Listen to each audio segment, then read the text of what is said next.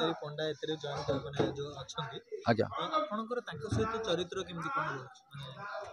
ହଁ ସେଇଟା ସେଇ କଥା ହିଁ ମୁଁ କହୁଛି ସେଇଟା ଯେତେବେଳେ ଆପଣ ସିନେମା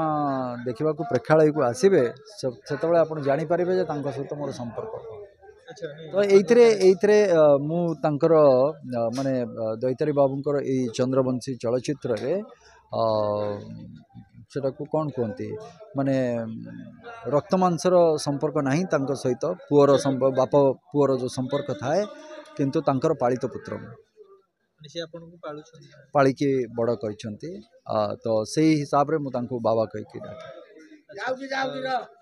ତାହେଲେ ସେଇ ଯୋଉ ସିକ୍ୱେନ୍ସଟା ଆମକୁ ଦେଖିବାକୁ ପଡିବ ହଲରେ କେମିତି ସେ ଆପଣଙ୍କୁ ପାଇଲେ ହଁ ସେଇଟା ଦେଖିବାକୁ ପଡ଼ିବ ଆପଣଙ୍କୁ ଥିଏଟରରେ ଯେ କେମିତି ତାଙ୍କର ପାଳିତ ପୁତ୍ର ମୁଁ ହେଲି କ'ଣ କରୁଛି କ'ଣ ନାହିଁ ସେଇଟା ଦେଖିବା ପାଇଁ ଜାଣିବା ପାଇଁ ହେଲେ ଆପଣଙ୍କୁ ପ୍ରେକ୍ଷାଳୟକୁ ଯିବାକୁ ପଡ଼ିବ ଆଚ୍ଛା ମାନେ ସ୍କ୍ରିନରେ ଗୋଟେ ପଟେ ଜଲିଉଡ ଥିବ ଆଉ ଗୋଟେ ପଟେ ଆପଣ ଆମର ଅଲିଉଡ ମାନେ ଜଲିଉଡ ଅଲିଉଡ ମିଶିକି ଆମେ ସିନେମା ହଲରେ ମୁଁ କୌଣସି ଉଡ୍ ଜାଣିନି ଉଡ୍ ତ କଥା କୁହେନି କେବେ ମଣିଷ ମାନେ କଳାକାର ମାନେ କଥା କୁହନ୍ତି ଟେକ୍ନିସିଆନ୍ ମାନେ କଥା କୁହନ୍ତି ସେଥିରେ ତେଣୁକରି ଆମର ଓଡ଼ିଆ ଚଳଚ୍ଚିତ୍ର ଜଗତ କୁହନ୍ତୁ ବା ଯାତ୍ରା ଜଗତ କୁହନ୍ତୁ ମୁଁ ଯେମିତି କହିଲି ଯେ ଆମର ଯେଉଁ ମନୋରଞ୍ଜନ ଶିଳ୍ପରେ ଯେଉଁମାନେ ଅଛନ୍ତି ସମସ୍ତେ ହେଉଛି ଆମେ ଗୋଟେ ପରିବାର ତେଣୁକରି କେଉଁଠି କେତେବେଳେ କାହାର ଦରକାର ପଡ଼େ ବସ୍ ସେତେବେଳେ ସେଇ ସହଯୋଗର ହାତ ଭଲ ପାଇବାର ଯେଉଁ ନିଦର୍ଶନ ଥାଏ ସେଇଟା ଯଦି ହେଇଗଲା ତାହେଲେ ଆଉ କିଛି କହିବାର ନାହିଁ ଆଚ୍ଛା ଆପଣଙ୍କର ଦୈତାରୀ ବାବୁ ଜଣେ କିନ୍ତୁ ଦୈତାରୀ ବାବୁ ଯାହାକୁ ବାହା ହେଇଛନ୍ତି ସେ 2 ଜଣ ବିବାହ କରିଛନ୍ତି ଆଉ ଇଏ ଗୋଟେ ଚନ୍ଦ୍ରବଂଶୀର ହୋଲ ସାମ୍ରାଜ୍ୟକୁ ବଢେଇଛନ୍ତି ସେ ଆଜ୍ଞା ମାନେ ଟୋଟାଲ ଆମେ କେଉଁ କଳାକାର ଟିକେ ଉପରେ ଯଦି ଯିବା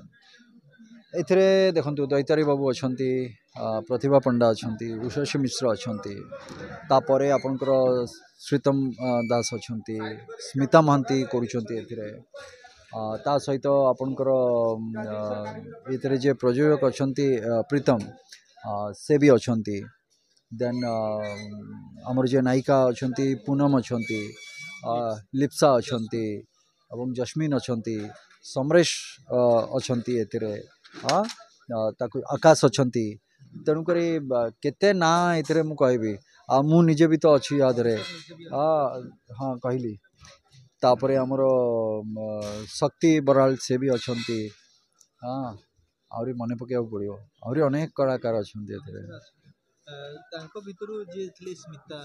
ହଁ ଦୈତାରୀ ବାବୁ ପିୟୁଷ ଏ ତ କହିଛି ଅଲରେଡ଼ି ସେଇଟା ଆପଣମାନେ ସିନେମାରେ ଦେଖିଛନ୍ତି 96 ଅର୍ଥାତ୍ ଅଲମୋଷ୍ଟ ସେତେବେଳକୁ ମୁଁ ଅନେକ ଚଳଚ୍ଚିତ୍ର କରିସାରିଲିଣି ତେଣୁକରି ଦେଖିଥିବେ ସେଇ ଜିନିଷଟା ଏବଂ ସେଇଟା ଗୋଟେ କ୍ୟୁରିଓସିଟି ଥାଏ ଆମେ ଯାହାଙ୍କ ସହିତ କାମ କଲେ ବି ପ୍ରଥମ କରିକି ଧରନ୍ତୁ ଗୋଟେ ଚଳଚ୍ଚିତ୍ରରେ ଦୈତାରୀ ବାବୁ ଫର୍ଷ୍ଟ କାମ କରିଥିଲେ ତ ସେଇ ଚଳଚ୍ଚିତ୍ରରେ ଯେତେବେଳେ ଦୈତାରୀ ବାବୁ ଆସିଲେ ଆମେ ଶୁଣିଛେ ତାଙ୍କ ନାଁଟା ସୋ କାମ କଲା ବେଳକୁ ଆମକୁ ବି ଲାଗେ ଯେ ନାଇଁ ଆରେ ଖୁସି ଲାଗେ ଯେ ଗୋଟେ ହଁ ଯାତ୍ରାରେ ଜଣେ ଏତେ ବଡ଼ ଜଣେ ଖଳନାୟକ ତାଙ୍କ ସାଙ୍ଗରେ ଆମେ କାମ କରୁଛେ ତେଣୁକରି ଏଇଟା ଗୋଟେ ଭଲ ପାଇବା ସମ୍ମାନର କଥା ଏଇଟା ଗୋଟେ ତେଣୁକରି ସମସ୍ତେ କିଏ ବି ଜଣେ ଆସିଲେ ନୂଆ କି ସେମିତି ହେଲେ ଖୁସି ଲାଗେ କାମ କରିବା ପାଇଁ